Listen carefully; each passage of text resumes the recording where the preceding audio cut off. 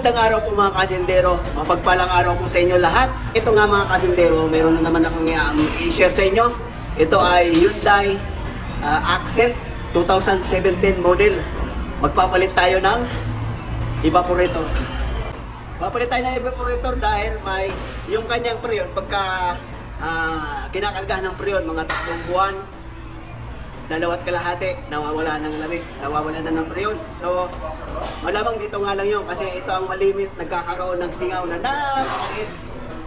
So, pasensya na kayo at nandito na naman tayo sa shop. Maingay na naman ang ating content. Kaya ang ating mga video ngayon na ano na lang, iiklian natin. Kasi yung ibang nanonood, naiinip. Yung iba naman nanonood, bakit hindi pinakita pagtanggal, ganyan-ganyan. Pagka pinakita natin ng ano yun, isa-isa, magkakaroon tayo ng part 1, part 2, part 3. Kaya, pakikita ko na lang yung kung kailan tanggal na. Hindi, i-demo ko na lang kung sasabihin ko na lang kung alin mo mga tatanggalin.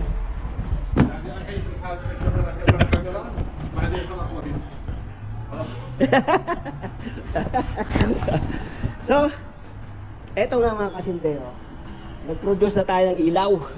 Yan. Kasi nga yung mga vlog natin madidilim, wala ring wenta. So, yan nga.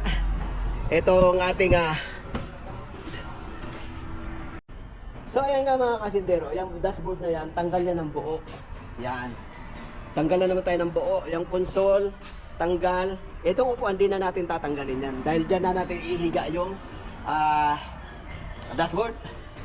Pero kinaganda nitong Hyundai, hindi mo na siya unti-unti, hindi mo na siya bibiyak-biyakin. Hindi kagaya nung Avalon, Camry, may ganyan. Mga Toyota na kailangan mong tanggalin mga fairings. Ayan, hindi ko lang alam. Pero yung mga medyo lumang modelo, mga 2010 pababa na Hyundai, talagang nababakas ko ng buo. Yun na nga, may tornilyo pa rin yan dyan sa gilid. Ayan o, yung mga kulay itim na may takip. Tapos, yan. May mga may mga wiring yan dyan. Mga socket, tatanggalin natin. Ganon din doon sa kabila. Tapos yung steering. Yung steering, kailangan maglalagay ka ng marking doon sa doon sa yoke. Kung saan siya may dugtungan. Para di ka na maliligaw. Tapos ilalak mo lang yung manibela. Ilalak mo yung manibela, tapos lagyan mo ng marking, hugutin mo na. Yun. At ito nga, pati ito, tatanggalin natin yan. Ito, yung ng wiper, tatanggal din yan. Kaya, tatanggalin ko muna yan bago natin pakita sa video.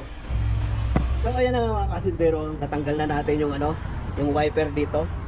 At nakikita nyo yung dalawang butas na yon. Tornilyo na 12mm. Yan. Tanggal na rin natin. So doon na lang tayo sa loob. Ito medyo papahulin na natin yan. Yung hose ng heater, tubig, at yung valve. Papahulin na natin yan. Ito nga palang cambio mga kasindero. Maraming nalilito kung paano ito tanggalin. Ito mga Hyundai, madali lang tanggalin yan. Lagay mo lang sa neutral para yung position mo maayos. Kasi pagka nakapark siya, tinayin mo yung yung paghatak mo. Lagay nyo sa neutral, kaya drive. Tapos, hatakin nyo lang. Bigyan nyo lang hatakin yan. Yan. Hatak na, diba? Tapos ito, kasama to. May mga lang yun dyan. Kung may palipad kayo dito, simpatin nyo muna ng unti-unti. Pero palibasa na alam ko na kung anong ginagano ko na lang yan. So ayan, tanggal na yung nito. Tapos mayroon pa yung dito. Eto. Ano mo ba yan? Tatanggalin ko yan dito.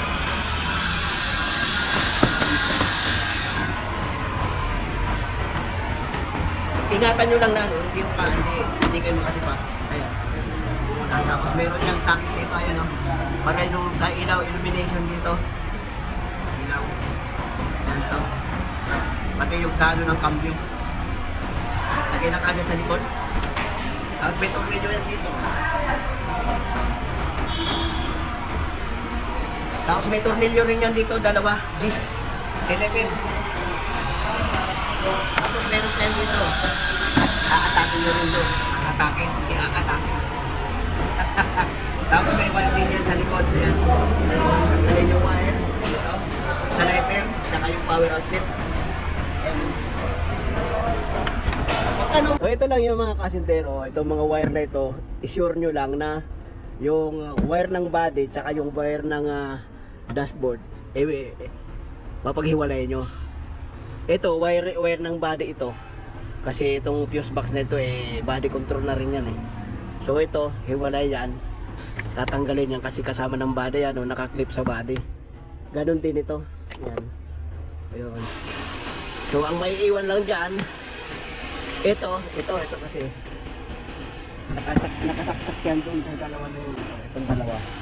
Ito ang kasama ng dashboard. Ayan. Yan, kasama na yun sa dashboard. Tapos dito yung sa power steering. Ayan o. Ayan. Makikita nyo na pagka nabuksan nyo na ng ibang ng konting pairings, makikita nyo na yung wire na kasama ng body o kasama ng dashboard. So ayan na, napaghiwalay na natin yung mga wire. Babaklasin na natin itong dito na mga tornilyo na yan tsaka yung gilid. Natanggal ko na rin pala yun dito yung ano dito pillar ba? Basta yung takip dito. Tapos yung power steering inilak na natin. Akit ang power steering pag diretso ang gulong, diretso ang manibela, hindi maglalak. Kailangan nakaliko talaga yung ano yung gulong bago siya mag-lock. Yun. Ilalak muna yung power steer, yung manibela bago tanggalin yung tornilyo doon sa yoke. Tapos hugutin na yan. Yun, itong pedal, brake pedal tsaka yung ano, yung accelerator kasama ng body yan.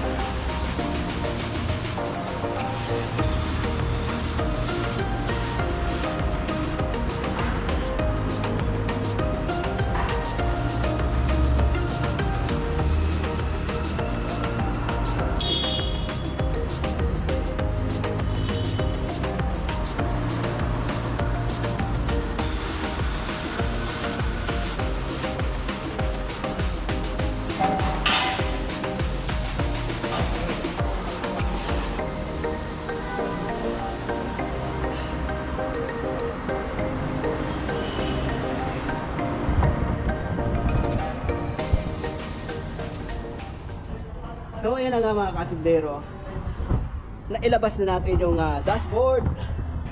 At madali lang siyang tanggalin, hindi mo na kailangan baklasin lahat ng ano, kaha ng evaporator. Dahil ito lang siya sa ilalim.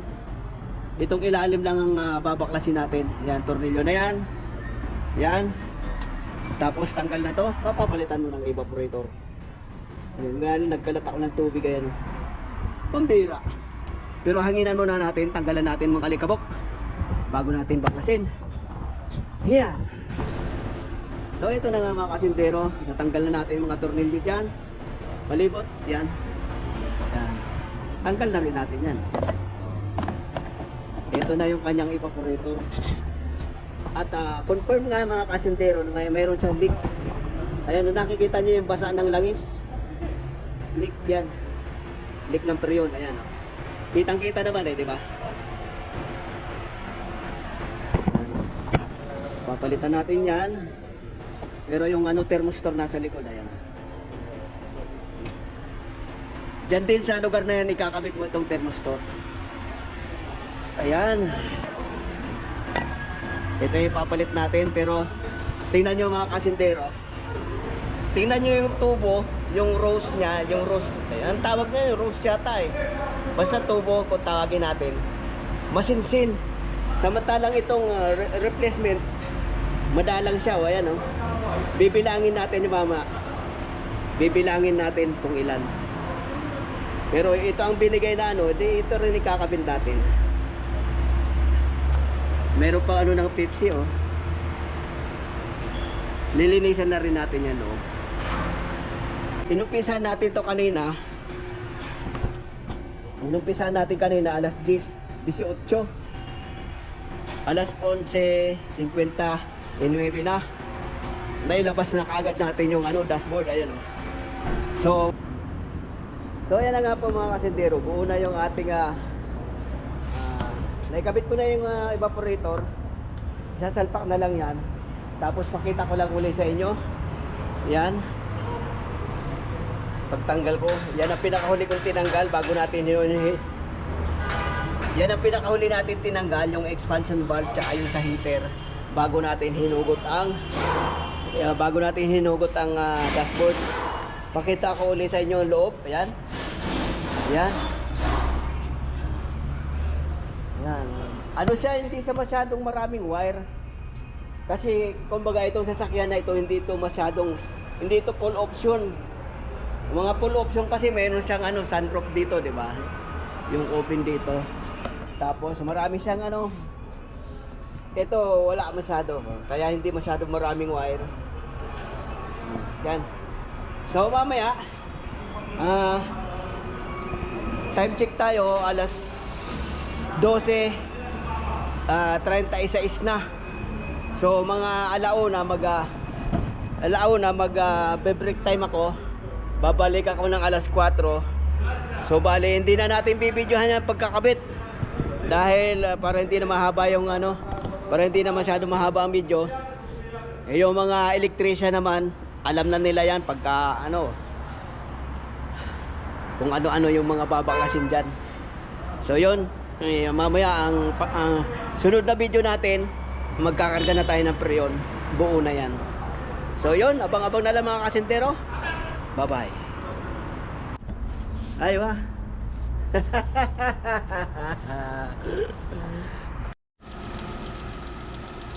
So ayan na nga mga kasintero.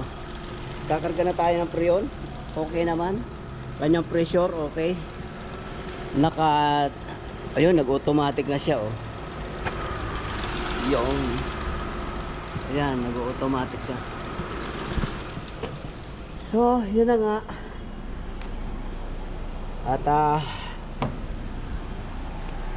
okay naman yung kanyang dashboard. Walang aberya. Walang aberya. Ano ba yun? Aberya. Walang problema. At yun nag-automatic siya kahit naka tingnan mo, naka 4. Nakatodo yung kanyang blower, pero nakukuha niya pa rin mag-automatic. So ibig sabihin malamig na malamig. Ang pinalitan natin dito ay evaporator lang naman. So ibig sabihin yung ibang system okay naman. Ang problema lang yung isa nga may leak na yung evaporator. So yun na nga mga kasintero, tapos na tayo.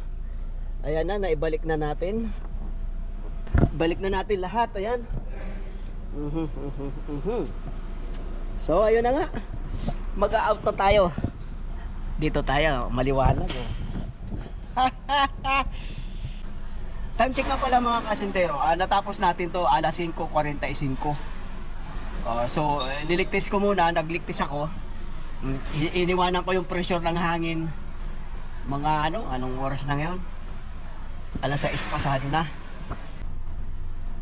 At so yun na nga mga kasintero, hanggang dito na lang po ang ating video. Hanggang dito na lang ating vlog. Sana po ay may natutunan po kayo sa aking isinare na ito. At alam ko naman kasi yung mga gantong model, mga 2017, medyo bago-bago pa, bihira pang magbaklas ng dashboard dito. So ayun na nga po, shout out na lang po sa inyo lahat. Sana po yung mga hindi pa nagsasubscribe at pakipindot na rin ang notification bell. At sana po wag niyo pong kalimutan i-like ang ating video. Yun lang po. Maraming salamat po sa inyo lahat. Bye bye po and God bless.